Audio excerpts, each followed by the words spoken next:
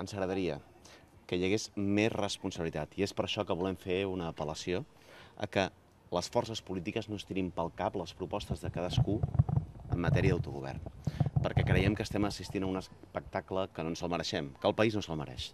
I és l'espectacle de veure com tothom fa una proposta, l'altre fa la seva, se la tiren pel cap i tothom diu que la proposta de cadascú és inviable. Per tant, el que ens agradaria és responsabilitat, una mica de generositat i entendre que avui el que cal és un full de ruta compartit de les diferents forces polítiques després del desafiament que representa el Constitucional. Nosaltres el que volíem fer també és una crida, i una crida a Esquerra Republicana a respectar les propostes dels altres. No sé què és més utòpic.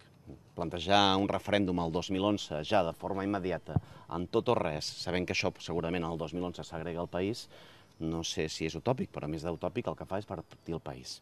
I aquí no estem per desqualificar les propostes de cadascú, estem per sumar. En tercer lloc, demanem concreció. I concreció especialment a PSC i a Convergència i Unió, perquè PSC i Convergència i Unió parlen molt però no concreten res. Convergència i Unió parla d'un nou model de finançament a seques i el PSC sí, diu que serà federal i que quan toqui faran la reforma de la Constitució. Però és que toca ara. És que després del Constitucional és quan toca, no quan es decideixi, no, és que toca ara dir-ho. Nosaltres el que diem és, primera, complir l'Estatut, fil per randa. I el que és insòlit és que el Partit Socialista Obrer Espanyol, el partit que governa l'Estat, el que no estigui complint és amb tot l'Estatut, fil per randa. En segon lloc, plantegem, de cara a la legislatura vinent, una reforma de la Constitució, un contingut, amb un federalisme fort, plurinacional, no un federalisme de declaració que en res es concreta i que acaba sent un autonomisme per la via dels fets, com a vegades sembla que ens planteja el senyor Zapatero, o com podria arribar a suposar un full de ruta amb poca ambició del Partit Socialista.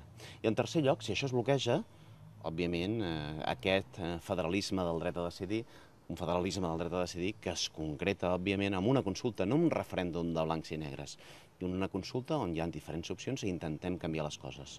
Una coincidència, i potser els hi sorprendrà, avui coincidim amb la senyora Sánchez Camacho. No podem parlar tot el dia de consultes, té raó.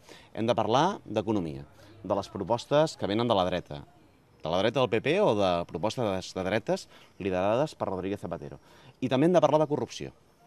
I ens agradaria que la senyora Sánchez Camacho aclarís si el seu model és el de les Balears en Camps o el de les Balears d'en Mates o el del País Valencià d'en Camps. Ens agradaria que la senyora Sánchez Camacho, que diu que s'ha de parlar d'altres coses, nosaltres coincidim, parlés també de corrupció i de la corrupció que ha afectat el País Valencià i a les Illes quan governava el Partit Popular i que la senyora Sánchez Camacho aclareixi quin és el seu model, si el d'en Camps, el País Valencià d'en Camps o el de les Balears d'en Mates, perquè la senyora Sánchez Camacho, que diu que s'ha de parlar d'altres coses, avui el que ha dit és que és un bon model el d'en Camps.